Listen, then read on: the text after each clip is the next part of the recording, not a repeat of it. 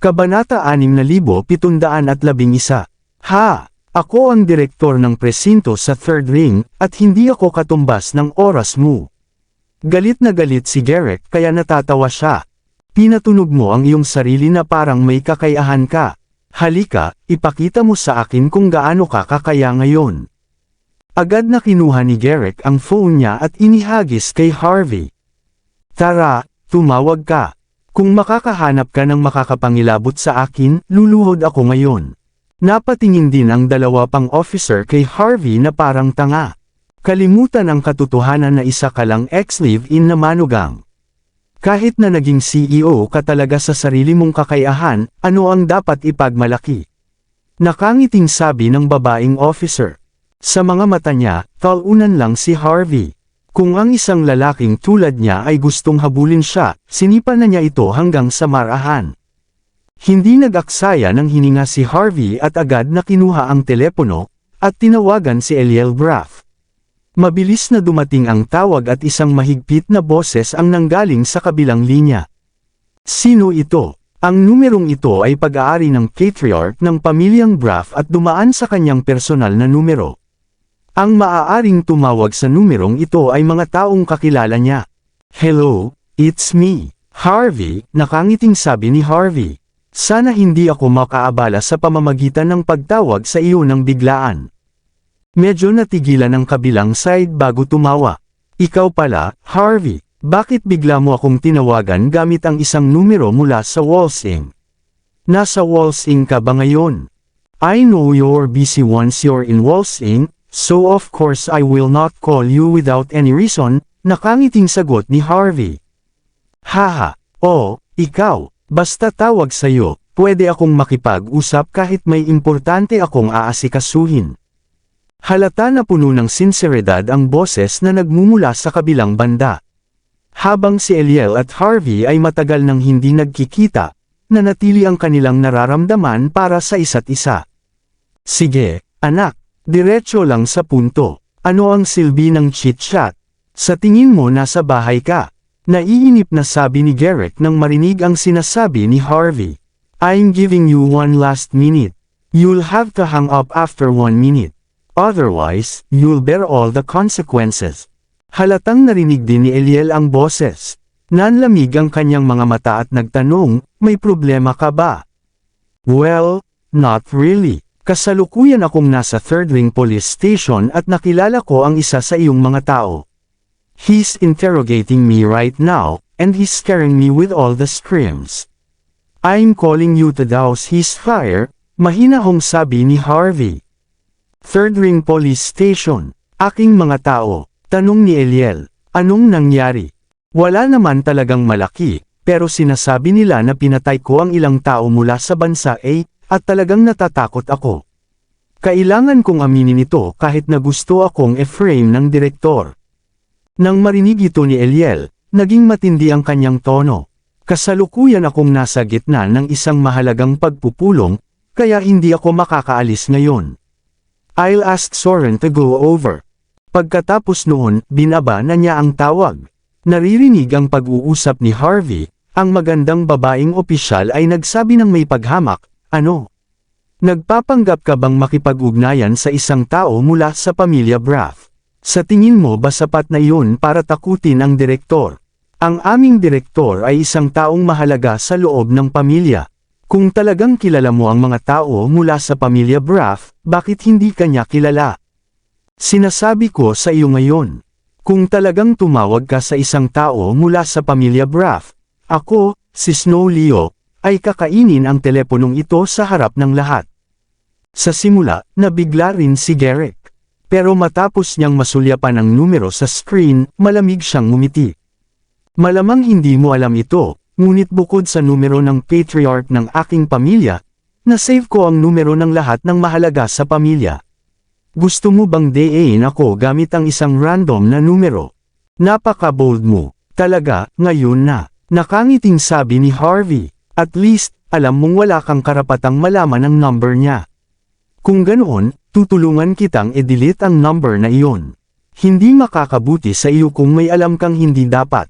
Natatakot ka na ngayon, anak. Naiinis na sabi ni Garrett na para bang nakita niya ang totoo. Natatakot ka na kunin ko ang numerong iyon, pagkatapos ay tanungin ang isang tao tungkol dito, at mapansin ang numero na tinawagan mo ay walang kinalaman sa aking pamilya, tama ba? Naglakas loob ka na gamitin ang impluwensya ng aking pamilya kapag wala kang gaanong katapangan. Ano ang punto? Hindi ko talaga maintindihan kung bakit ang isang tulad mo ay maaaring magkaroon ng karapatang maging Jeans of Mordus live-in-law. Natawa din si Snow at yung isa pang lalaki. Pagkatapos ay sinabi niya ng panunuya, ano ang dapat intindihin, Ginoo? Tanging isang lalaking walang silbi at walang kwenta ang magiging manugang ng iba. Sinong normal na lalaki ang hahantong sa ganoon? True, that makes a lot of sense. Sabi ni Garrett sabay tango at saka tinuro si Harvey. Ang isang taong tulad mo ay isang aksaya lamang ng espasyo. Iminumungkahi kung sumuko ka at aminin ang iyong mga krimen. Hindi ka katumbas ng oras namin. Napatingin si Harvey kay Garrett, Snow, at sa pang-iinis ng isa pang lalaki. Tingnan natin kung mapapanatili mo ang yabang mo mamaya. Mabuti, itinuloy mo pa rin ang pagkilos hanggang ngayon. Malamig na tingin ang binigay ni Garrett kay Harley at biglang tumalikod. Stop wasting time with him. Iwan mo na lang siya dito para mapag-isipan niya ang ginawa niya. Makakausap natin siya kapag gusto na niyang magsalita. Siyempre, pwede rin siyang maghintay at tingnan kung may sinuman sa pamilya ko na darating at iligtas siya. Halos mapayuko si Snow at ang isa pang lalaki sa kakatawa. May mali ba sa utak ni Harvey? Kung gusto niyang takutin ang iba, hindi ba siya maaaring gumamit ng ibang paraan? Siguro ang mga Thompson o ang Xaviers ng Walsing. Mas mainam ito kaysa gumamit ng Braff ng Golden Sands, di ba? Gayunpaman, nais niyang gamitin ang pangalan ng Braff laban kay Garrett. Halata namang may mali sa kanya. Nagpasya si Garrett at ang dalawa pang pahirapan ng kaunti si Harvey. Saka lang niya malalaman ang kanyang lugar. Hindi pinansin ni Harvey silang lahat at pumikit, at nagmumuni-muni. Ha! Ang tanga! Sino sa tingin niya? Kung talagang importante siya, bakit nandito pa siya? Ngumisi si Snow. Ang tanging emosyon na mayroon si Snow para kay Harvey ay ang paghamak. Kinamumuhian niya ang mga lalaking walang kakayahan. Pumunta si Garrett at ang iba pa sa main hall ng presinto. Sinabihan na ang lahat mula sa bansa A na umuwi. Sa sandaling ito, isang hilera ng mga sasakyan na may mga watawat ang dumaan patungo sa pasukan ng presinto. Sa paghusga sa mga plaka ng kotse at sa mga bandila sa kotse, kitang-kita na ang tao sa loob ng kotse ay isang taong mahalaga sa loob ng puwersa ng pulisya. Sa sobrang bilis, bumukas ang pinto. Nakita ni Garrett at ng iba pa ang pinakamahalaga at bagong na-promote na tao sa loob ng puwersa ng pulisya sa Walsing, si Soren Braff, na nireranggo ang dalawa sa loob ng pamilyang Braff. Mayroong ilang matataas na miyembro ng puwersa ng pulisya na kasama niya na nakasuot ng puting uniforme, at lahat sila ay nagpakita ng isang hindi kapani-paniwalang makapangyarihang presensya. The moment Garrett and the others saw Soren appearing, mabilis silang sumalubong sa kanya ng nakangiti. Bakit ka nandito, Soren? Kung may kailangan ka, tawagan mo lang ako at gagawin ko ito. Ni hindi ko na hiniling sa mga tauhan ko na gumawa ng anumang paghahanda. Ibang-iba ang ugali ni Garrett kumpara noong kaharap niya si Harvey. Alam niya na habang siya ay mula sa pamilya Braff, ang pagkakaiba sa pagitan nila ni Soren ay napakalaki. Ngayong nagkaroon na ng pagkakataong mapalapit kay Soren, hinding-hindi na niya ito papalampasin. Si Snow, na nasa likuran niya, ay nagbigay din ng parehong uri ng nakakapangit na ngiti. Nais niyang bigyan siya ng isang taong kasing halaga ni Soren. Gayunpaman, hindi nag-aksaya ng hininga si Soren. Binigyan niya ng matalim na tingin si Garrett at nagtanong, nakakulong ka ba sa isang taong tinatawag na Harvey York sa iyong presinto? Nang marinig ito ni Garrett at ng iba pa, nanlaki ang mga mata nila at naramdaman nilang may mali.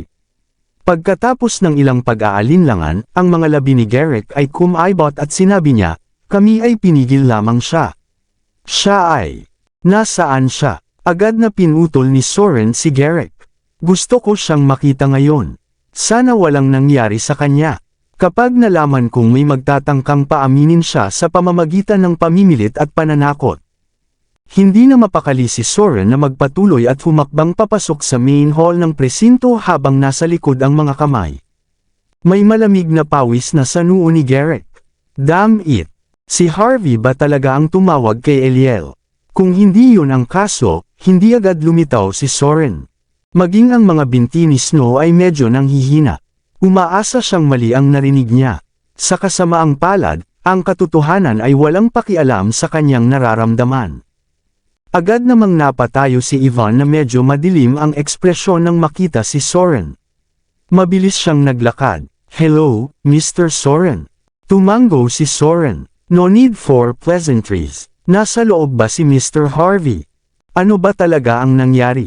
Walang pakialam si Ivan kung gaano kagalit ang hitsura ni Garrett at mabilis na ipinaliwanag ang lahat. Matapos niyang ipaliwanag ang lahat, ang ekspresyon ni Soren ay naging mas madilim at mas madilim. Sa huli, sinenyasan niya si Garrett na lumapit. Lumapit sa kanya si Garrett. Sa sumunod na sandali, sinampal ni Soren ang kanyang mukha. Sampal, sa pamamagitan ng paggawa sa iyo na maging direktor ng presinto na ito, hindi kita hiniling na lumapit at ipagmalaki ang iyong kapangyarihan at maging itim hanggang puti. Kung hindi mo makuha ang kapatawaran ni Mr. Harvey ngayon, maaari kang mamatay sa bahay. Umungol si Soren. Makalipas ang 10 minuto, personal na hiniling ni Soren si Harvey na sumama sa kanya sa opisina ng direktor. Matapos may timpla at may buhos ang isang kaldero ng mainit na tsaa, bumantong hininga siya at sinabing, I'm so sorry for today. It's my subordinate blunders. He did whatever he wanted already though just being promoted. I'll be sure to make up to you. Napangiti si Harvey. Naiintindihan ko na sa laki ng iyong pamilya, hindi sinasadyang mapupunta ka sa ilang mga tao na may kadudad ang pag-uugali. Mas mabuting bantayan mo ang mga bagay-bagay at huwag hayaan ang isang tao na sirain ang lahat para sa iyo at sa iyong pamilya. Ang Wolsing ay iba sa Golden Sands. Kailangan mong maging lubhang maingat kapag narito ka. Malamig ang sinabi ni Harvey, ngunit sapat na iyon para isipin ito ni Soren. Samantala, halos mapaluhod si Garrett, na nakatayo roon habang nakaakbay ang mga braso sa kanya nang maramdamang nawalan ng lakas ang kanyang mga binti. Dahil ang mga simpleng salita mula kay Harvey ay natapos na ang kanyang kinabukasan. Siyempre, pinakamainam kung may makapagtatama sa kanilang sarili pagkatapos malaman ang mga pagkakamali ng kanilang mga paraan, sabi ni Harvey na may makahulugang ngiti. Hindi naman ganoon kainutil si Direk Garrett. Pinagbantaan lang siya ng isang grupo ng mga taga-bansa A kasama ang embahada ng bansa A. Normal lang sa kanya ang maling desisyon. I don't mind letting this pass if he can show my innocence in the shortest time possible. Of course, there will not be a next time. Nang marinig yun ni Soren ay bahagyang natigilan siya. Binigyan niya ng matalim na tingin si Harvey. Natural na napagtanto ng isang tulad niya na ginagawa ito ni Harvey para sa kanyang kapakanan. Karerating lang ng pamilyang Braff sa Wolsing at hindi pa sila nagpapatatag. Masama para sa kanila kung tinanggal niya ang isa sa kanila ng ganoon kadali. Hindi pinilit ni Harvey si Soren sa bagay na ito ngunit sa halip ay handang sabihin sa kanya kung paano lutisin ang problemang ito. Sapat na yun para ipakita kung gaano siya kabukas palad. Don't worry, Harvey, seryosong sabi ni Soren. I'll have this thoroughly investigated. I can guarantee something like this will not happen again. If there's a next time, you don't have to say anything. Ako na mismo ang maglilinis ng mga bagay-bagay. At pagkatapos, tiningnan niya si Garrett at malamig na sinabi, bakit hindi ka pumunta at pasalamatan si Mr. Harvey sa kanyang kabutihang loob? Mabilis na lumapit si Garrett at personal na nagsalin ng isa pang tasa ng tsaa para kay Harvey. Lahat ng nangyari ngayon ay kasalanan ko. Don't worry, I've asked my underlings to investigate the murder scene again. Naghihinala rin ako na may kinalaman ito sa mga taong iyon mula sa bansa A na nasa presinto kanina. Pinalawak ko rin ang perimeter ng paghahanap. Naniniwala akong magkakaroon ng sapat na ebidensya upang ipakita na wala kang kasalanan. Matalino rin si Garrick. Nasabi na niya sa ugali ni Soren kay Harvey na hindi lang isang live-in-in-law si Harvey. Ang isang tulad niya ay hindi personal na umaatake sa ilang mga mamamahayag. Marahil ay mas madaling sabihin na kung ang isang tao sa antas ni Harvey ay talagang gusto ang isang tao na patay, malamang na mawala na lang niya ang mga ito at hindi mag-iiwan ng mga halatang bakas. Kung titingnan ni Garrick ang pagpatay mula sa anggulong ito, inosente si Harvey at na-frame. Bagamat mahirap hanapin ang tunay na salarin, madaling patunayan ang pagiging inosente ni Harvey.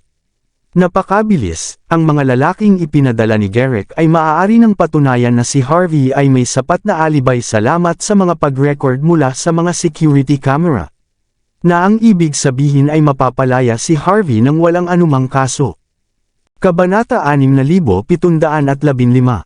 Nakalaya na si Harvey, ngunit mayroon pa ring mga papeles na kailangang gawin. Matyaga si Harvey, na para bang gusto niya ang susi sa lungsod at pigilan ang bansa na subukang pukawin ang isa pang bagyo kasama niya.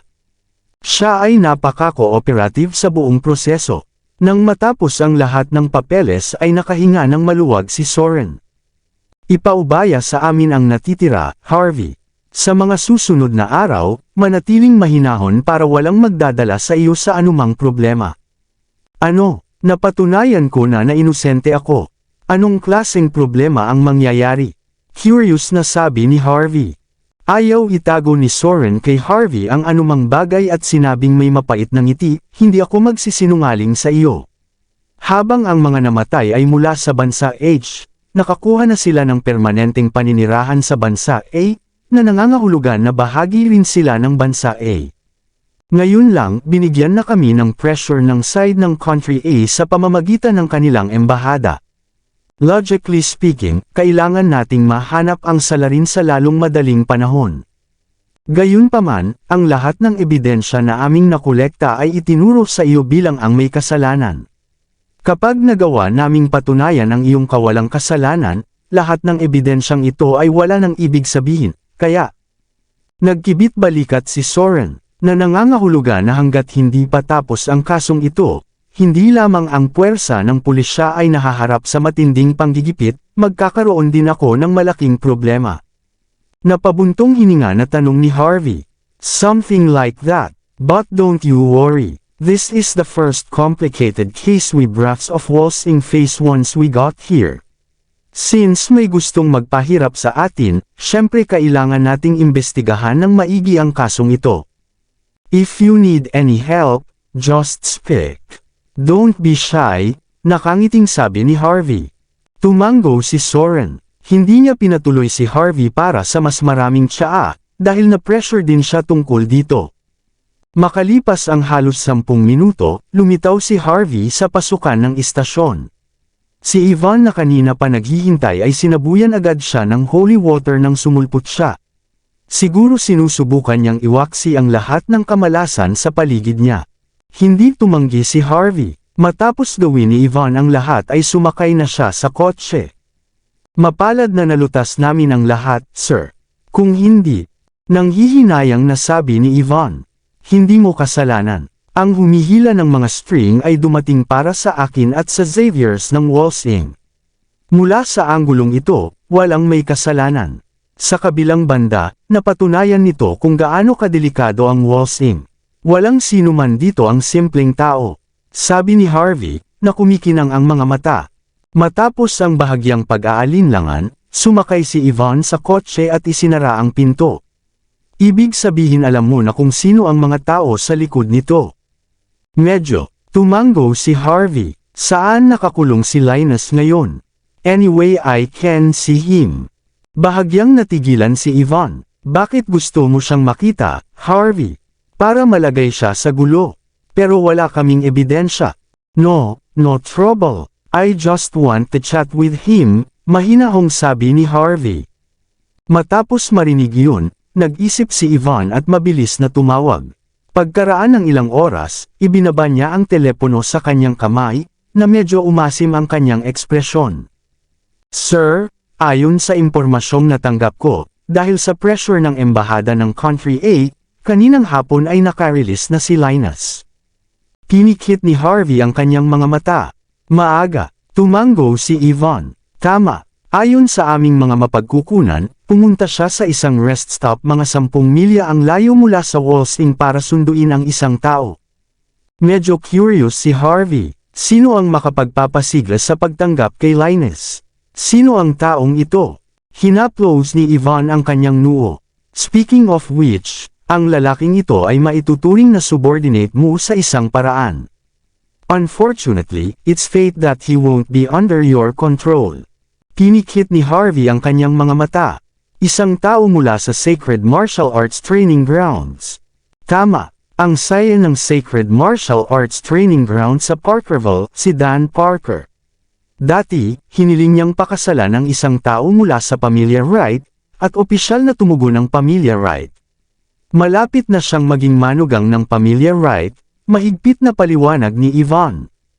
Bahagyang natigilan si Harvey, ang manugang ng pamilya Wright. Ibig sabihin, ang fiancé ni Shena. Samantala, sa rest stop huminto 10 milya ang layo.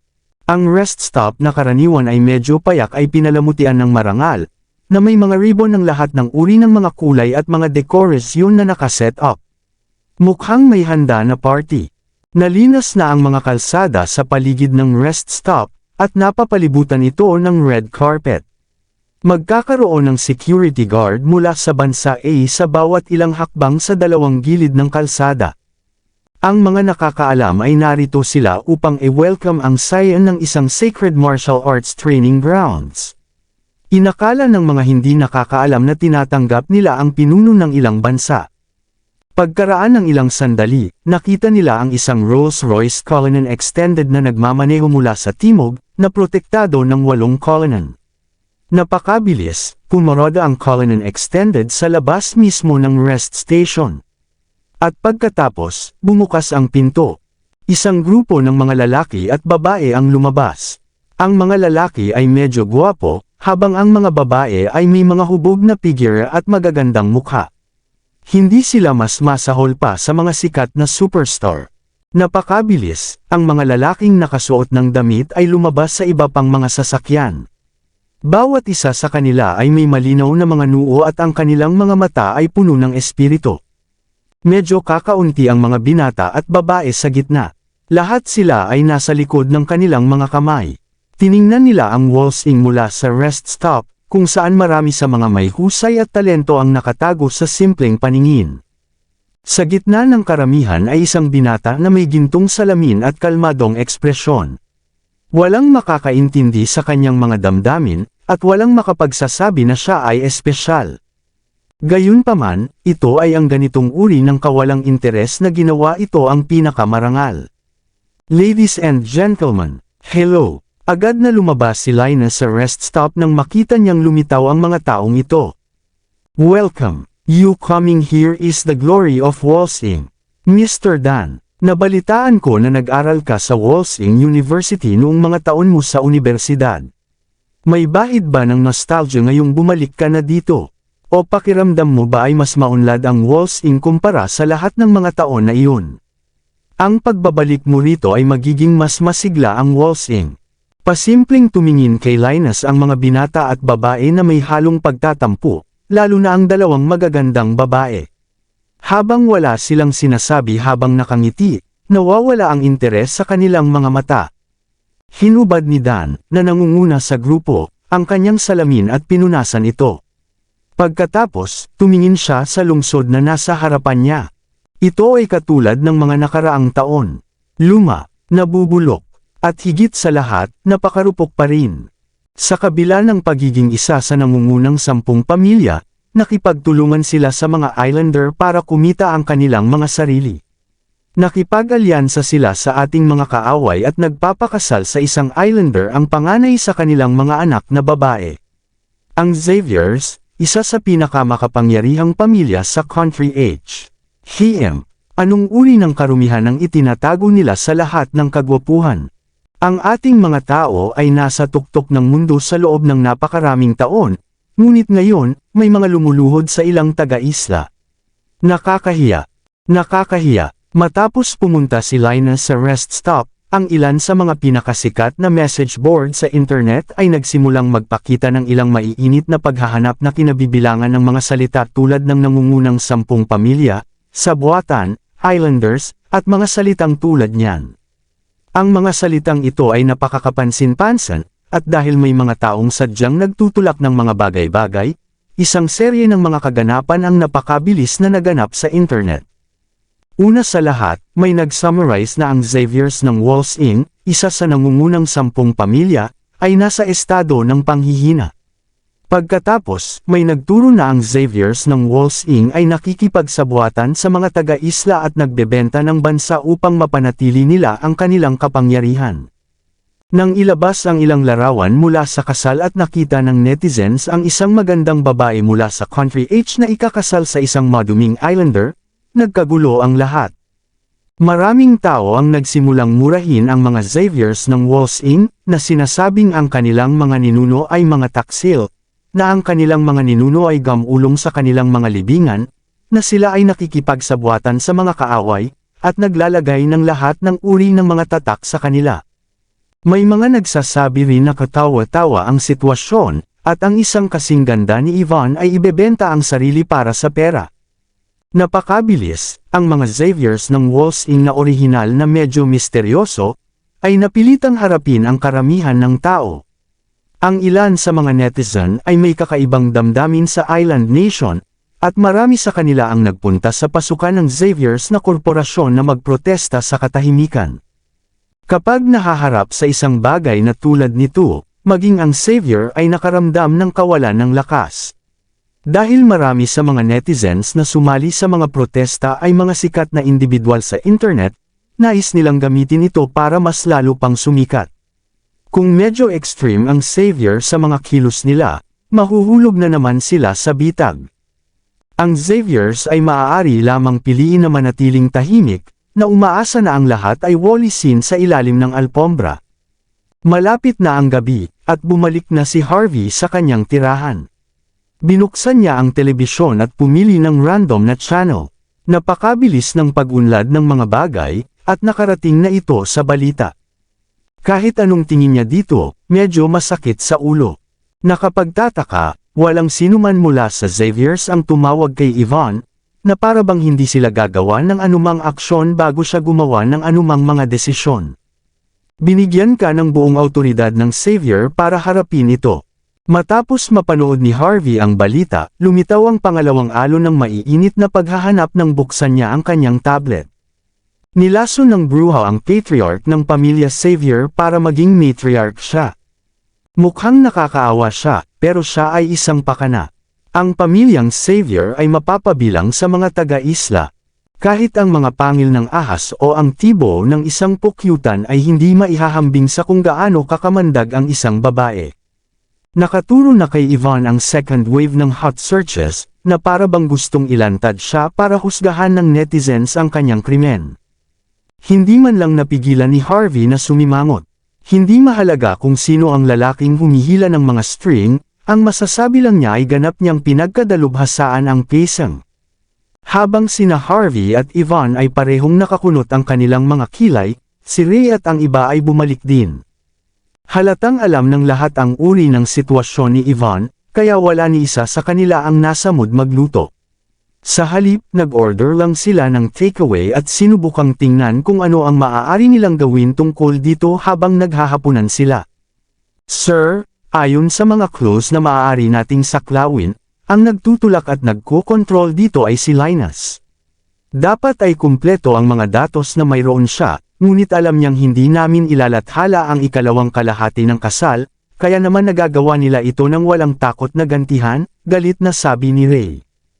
At saka, lahat ng mga taong ito sa internet ay napakatanga.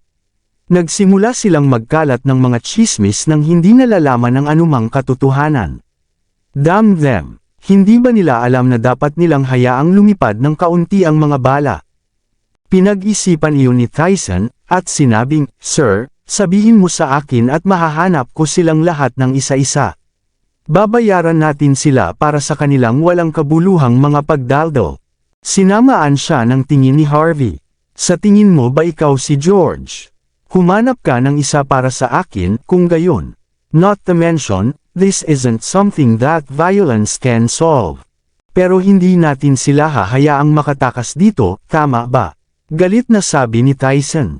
Siguro dapat nating kunin ang lahat ng ito, pagkatapos ay sabihin sa kanila na tanggalin ang kanilang mga komento at humingi ng paumanhin. Hindi nakaimik si Harvey. Sa tingin mo ba ay hindi sapat na masama ang mga bagay? Una sa lahat, ang mga netizen na ito ay mula sa iba't ibang lugar. Ito ay halos imposible upang mahanap ang mga ito. Maliban doon, karaniwan ay medyo rebelde sila. Sa sandaling magsimulang magtanggal ng mga komento at humingi ng paumanhin ang isang tao, maniniwala sila na ito ang katotohanan. Kapag nangyari yon, hindi ko mapapatunayan na inosente kami kahit anong mangyari. Not to mention that since Linus is behind this, he'd be working with forces who are against our country. Not to mention that maybe, they're waiting for us to do just that para masabi nila na wala tayong freedom of speech sa ating bansa. If that happens, Ivan and this is our country will suffer. Napabuntong hininga si Heavy. Kailangan niyang aminin na si Linus man o ang nasa likod ni Linus, napaka-successful nila pagdating sa pagiging kasuklam-suklam. Ngunit hindi natin maaaring hayaang magpatuloy ang mga bagay na ganito, tama ba? Kinakabahang sabi ni Ray, kung magpapatuloy ito, ang buong Xaviers ng Wolsing ay masisira. May sumusubok na nahanapin ang pagkakakilanlan ni Ivan, at ang Sky Corporation ay mahahatak dito. Kung hindi natin ito haharapin, ito ay magpapalala lamang. At pagkatapos, hindi natin magagawang linisin ang mga bagay sa huli. Bakit hindi na lang natin i-publish ang ikalawang kalahati ng kasal? Hindi. This time, si Ivan na ang nagsalita. Kung gagawin mo iyon, magagawa mong lutasin ang alinman sa mga ito at i-drag din si Mr. Harvey pababa. Sa mga nakatataas, ito ay isang bukas na sekreto. Kung hindi natin ilantad ito, walang haharap dito. Hindi rin ito babanggitin ng Island Nation. Ang magkabilang panig ay maaaring magpatuloy sa ating pagkilos, at maaari nating walisin ito sa ilalim ng droga. Ngunit kung malantad ang bagay na ito, malamang na mahuhulog ang mundo sa kaguluhan. Kung mangyayari iyon, kalimutang lutasin ang problema ko. Kaladkarin mo rin si Mr. Harvey kasama ko. Hindi katanggap-tanggap ang pagkawalang iyon. Maraming salamat sa lahat ng sumusubaybay. Please subscribe and follow my YouTube and Facebook channel, Filipino Novel. Maraming salamat po.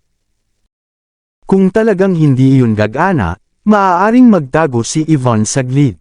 Sabi ni Rachel matapos itong mapag-isipan.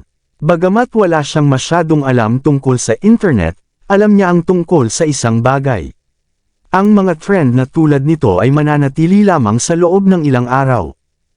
Huwag pansinin ang mga ito at mabilis silang mawawala. It will not be that easy this time, sabi ni Harvey habang umiiling. Dahil si Linus ang nagplano nito, tiyak na manunood siya kung ano ang takbo ng mga bagay-bagay.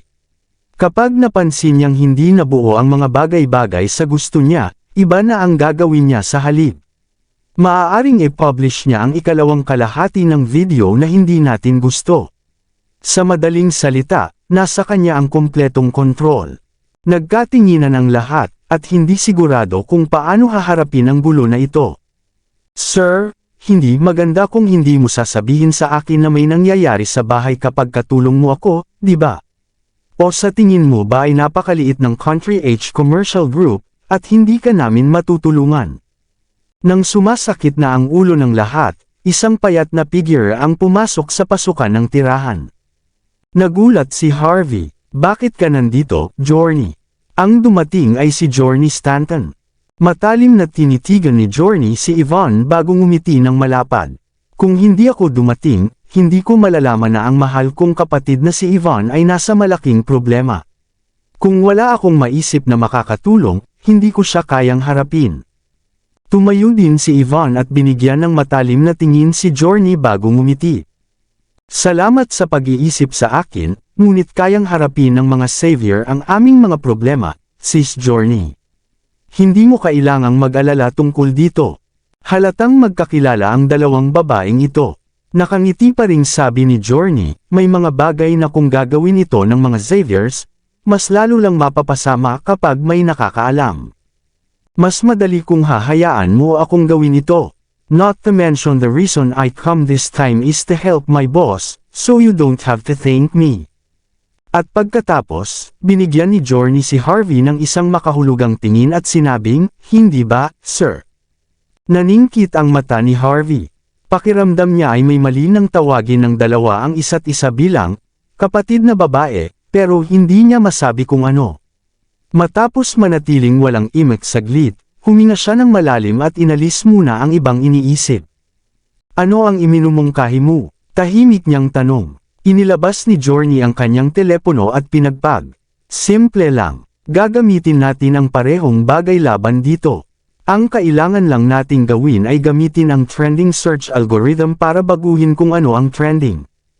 Bahagyang natigilan si Harvey at ang iba, na para bang hindi nila naiintindihan ang sinasabi niya. Ngumiti si Journey. Lahat kayo ay hindi pamilyar sa internet, ngunit gusto kong magbasa ng mga balita at tsismis tungkol sa industriya ng entertainment sa tuwing malaya ako. Sa mundo ng internet, ang mga balita tungkol sa mga young masters at ladies sa entertainment industry ay mas kaakit-akit kaysa sa mga balita tungkol sa pakikipagsabuatan sa mga kaaway. Nagdial ng numero si Journey sa harap nila. Ako po. Sabihin sa kumpanya na ilantad ang balita tungkol sa huwarang-huwaran na mag-asawang pandaraya na paunti-unti na nating iniipon. Gusto kong mapabilang sila sa nangungunang 20 trending na ma-search sa internet sa loob ng 10 minuto. Pagkatapos, bukas, maglabas ng ilang balita tungkol sa kung ano ang ating mga inosente at dalisay na mga kilalang tao noong sila ay mas bata pa.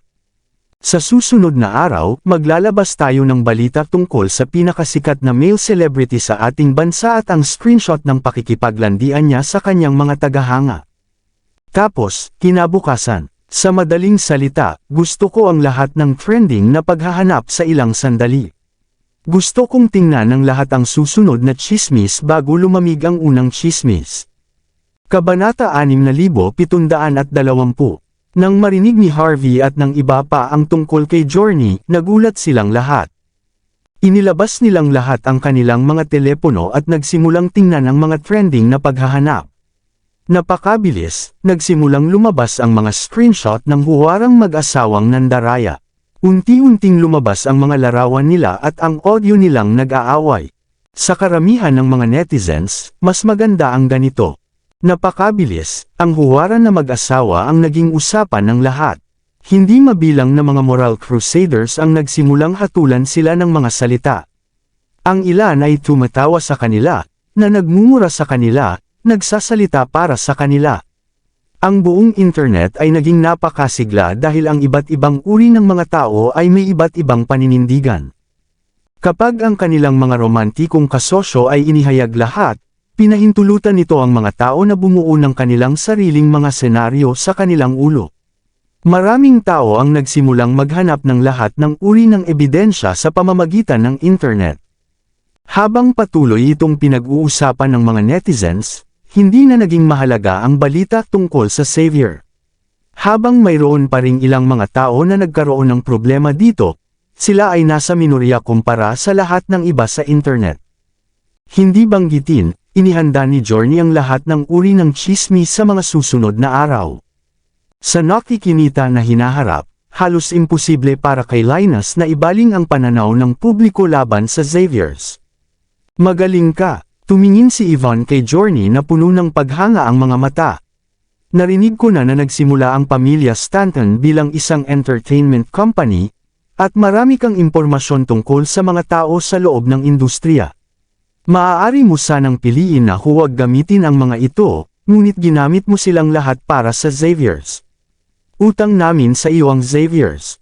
Napakurap si Journey. Walang utang sa akin ang Xaviers, ang boss ko ito. Ngunit huwag kang masyadong matuwa tungkol dito.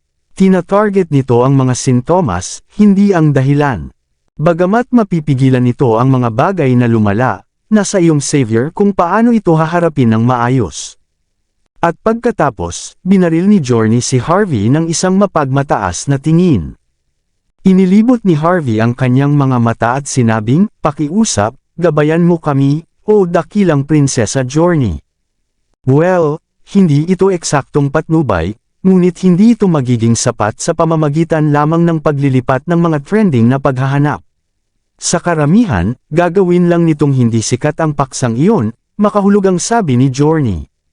Kailangan ng Xaviers na gumawa ng pampublikong anunsyo at ipahayag na ang lahat ng kumalat sa internet ay mga alingaw, at ang Xavier ay hindi kailanman nakipagtulungan sa mga Islander. Ang lahat ng mga chismis sa internet ay sanhi ng isang taong gustong sirain ang inyong reputasyon. Hindi lang kailangan mong sabihin ng maayos ang mga ito, ngunit kailangan mo rin ng ilang matibay na ebidensya para mapagkatiwalaan ka ng iba. Kailangan mong sabihin na kung patuloy na sinisira ng isang tao ang iyong reputasyon, handa kang dalhin sila sa korte. Binigyan siya ni Ivan ng kakaibang tingin pero nakailang tawag pa rin. Talaga bang gagana ito? Siguro mangyayari, baka hindi. Sino ang nakakaalam? Nagkibit balikat si Journey.